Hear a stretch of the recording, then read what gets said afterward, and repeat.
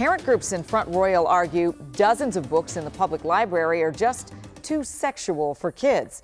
Now, we're learning that county officials approved a budget for Samuels Public Library, but they're only handing out a quarter of it until the library can address those concerns. Matthew Torres explains why residents on the other side believe the library is being ransomed into compliance.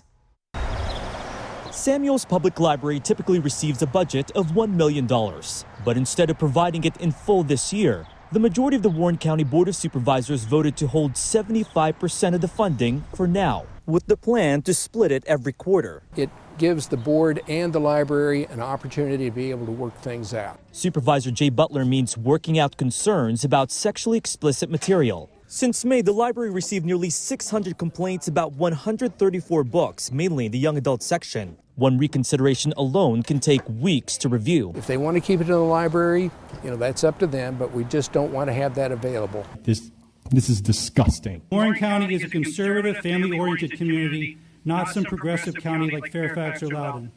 Please hold the library accountable. Like other parents who spoke up during meetings, Butler finds some of the content inappropriate. He doesn't say if the books still exist after the first quarter, the board will withhold the rest of the money, but assures they'll work something out by then. We're just letting folks know that if public monies are going to be used, then it will be under scrutiny. You have the option to not look at this material. If you don't want your child to have access to it, then don't check it out. Sydney Patton says families who are vocal about the books have only cherry-picked lines, failing to consider the entirety of the literature and its cultural and creative context. She's worried about censorship and First Amendment rights. Where are they going to come next? There are plenty of other sections in here that they could attack.